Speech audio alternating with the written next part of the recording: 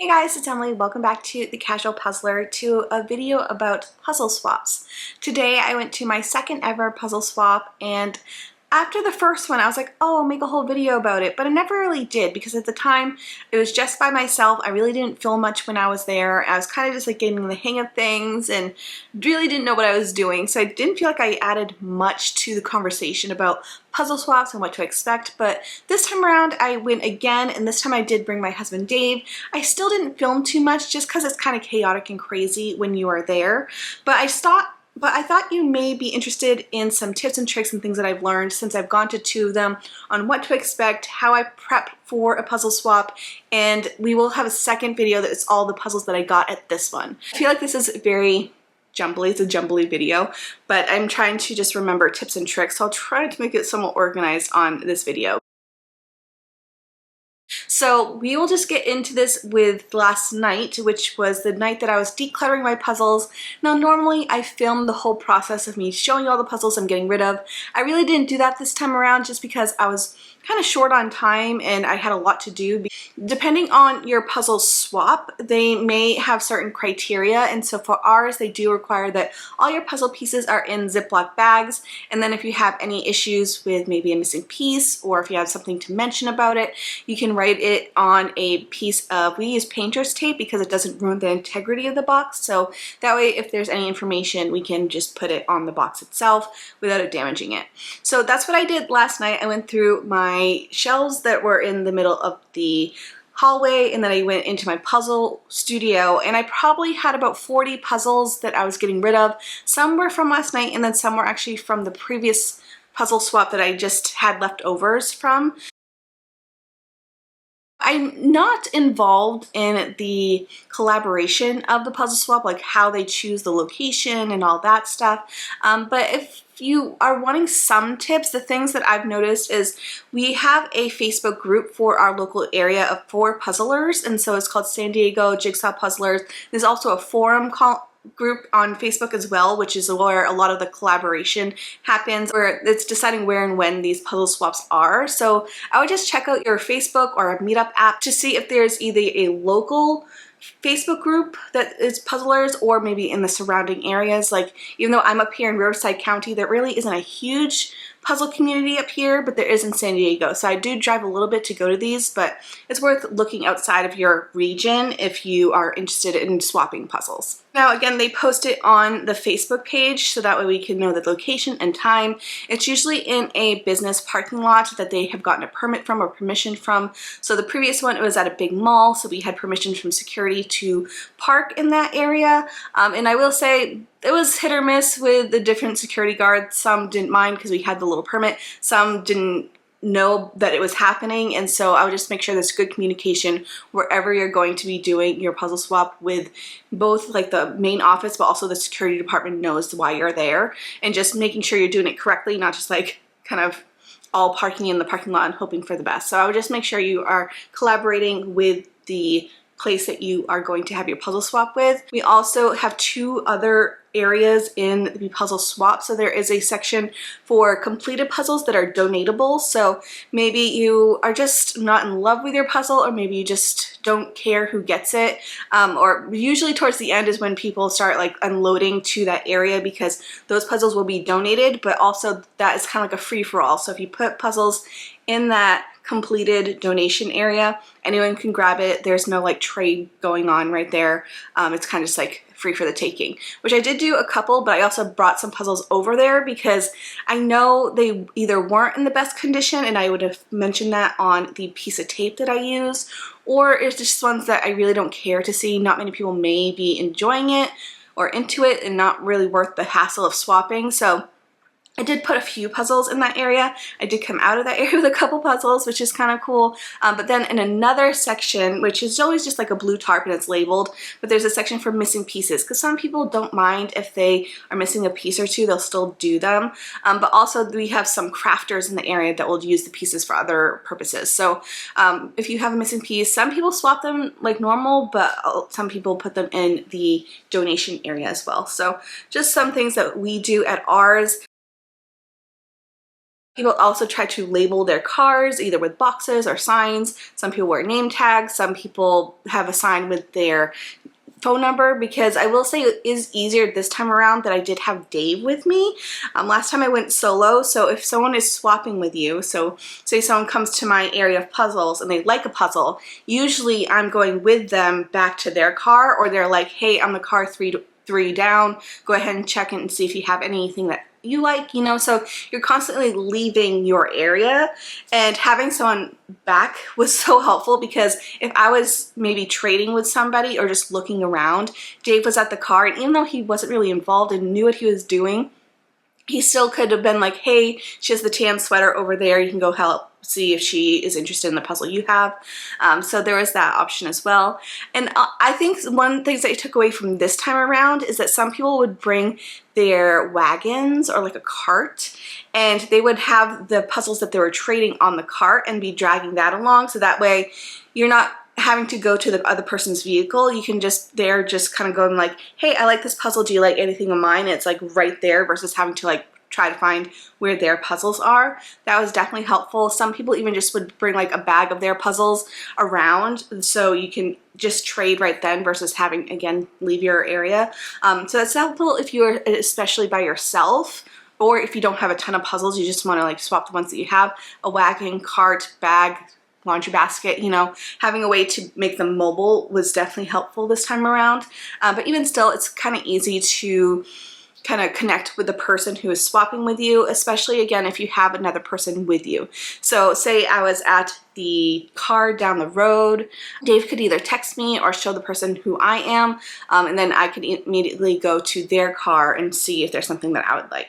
Some people are very particular with their trades. Now for me, I don't really care. I'm the type of person, if I like the image, I'll do it. I don't really care about piece count, where some people are very particular about how many pieces that they're doing or what they're trading for. And so for me, it's kind of just like, I always think of it as like a one-to-one. Like you're taking a puzzle, I'm taking a puzzle, and piece count doesn't really bother me. They're taking 1,000 piece, I'm getting 500 piece, and that's totally fine with me. You know, a puzzle is a puzzle.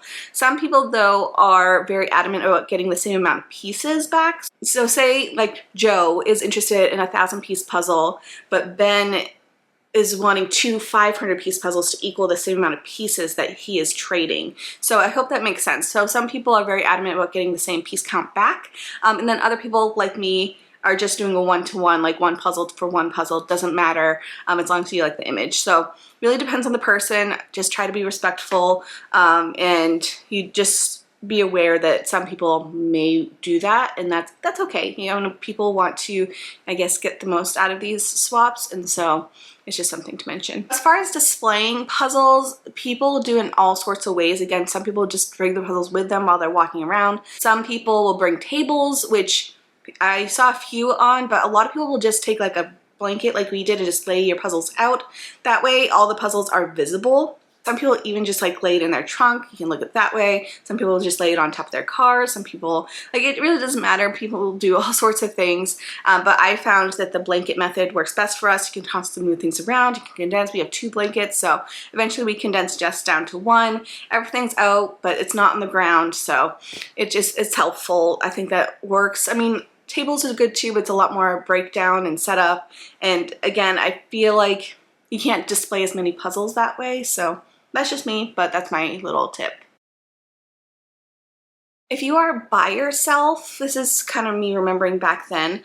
Some things I took away from the first time is, one, you can either have a display for Venmo, or you can have a text. So if you're away from your car, people can text you like what they can text you when they're interested in a puzzle, or if they are taking your puzzle back to their car, they can text you to let you know where they are going. I would also suggest maybe bringing like a pen and piece of paper. So if you're by yourself, you can stay at your car for a little bit, but people may be taking your puzzle to their vehicle to hold, you know, so they can kind of reserve their puzzle. And so having a piece of paper and a pen was super helpful last time, because I could write down, Ben took this puzzle, blue car, you know, so I'm going to his blue car. He has this puzzle. I can pick one from his area. So I feel like that was very helpful. You can also use like the Notes app as well, but it's so busy for me. I'm faster at writing things down than texting. So I think having some way to kind of jot down some interactions is really helpful, especially if you're by yourself.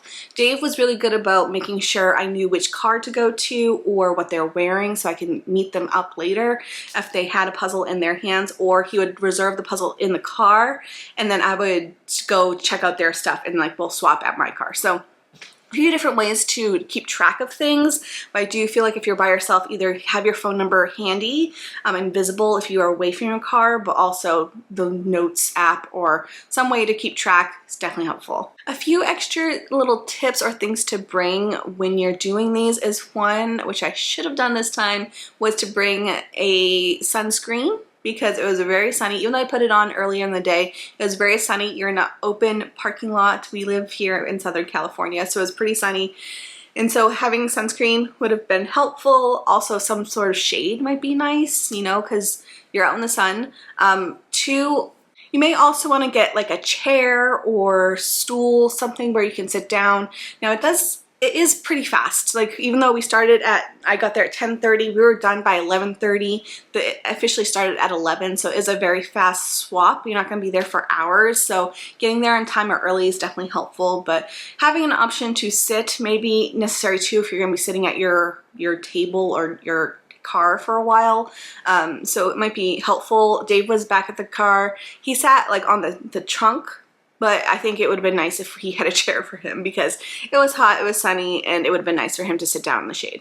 I would also say make sure you get there early. Last time I got there right when it started and things were already happening. People were coming to my car right when I was unpacking. It was kind of frustrating because I was by myself, so I was trying to do as fast as possible, but people were already trying to trade with me. It was kind of chaos, and so this time around I got there at 10:30, so a half hour earlier than when it actually started, and there was already maybe a dozen cars there. People are already starting to trade. Some people were just setting up as well, and so having an extra set of hands, but also being there early gave us plenty of time to set up what we needed to, but also you kind of get first dibs on the people who are there. So by the time 11 even started, which is when the actual start time was, I probably traded already like 13 times. So even though it may say a time, get there early to set up, make sure you have time, but also that's when a lot of early trading happens. So something to keep in mind if you're doing one of these swaps.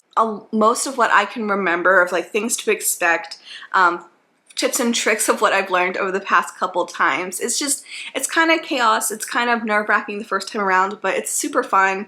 You get to meet a lot of people in your area who are into puzzles. I did meet 2 subscribers there this time around, which is really cool. And we are all in the same hobby, you know, so you can actually talk to people who are in the same boat as you. You can look at puzzles and be like, oh, how is this brand? Or, oh, did you like this one?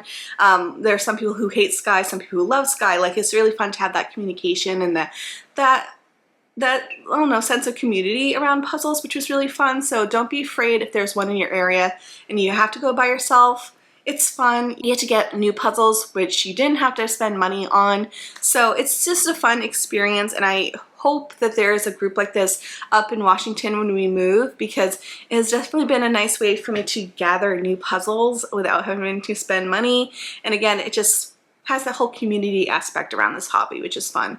Anyways, I hope you enjoyed this video. I feel like I was very rambly, so I'm gonna have to do some crazy editing to make this video make somewhat sense and have like a storyline to it, but hopefully you enjoyed. If you are interested in puzzle swaps or you're just curious and want to know how one worked, that's all I have for you. I'm sure each one is different, but those have been my experiences from the 2 that I have gone to, and I hope, again, I hope there's one up in Washington that I can partake in. Anyways, thank you so much for tuning into this video. There will be a part 2, which is going to be all the puzzles that I got, which again, I got over 20 puzzles this time around, and there are some good ones. So stay tuned for that. Thank you so much, and I'll see you guys in the next video. Bye.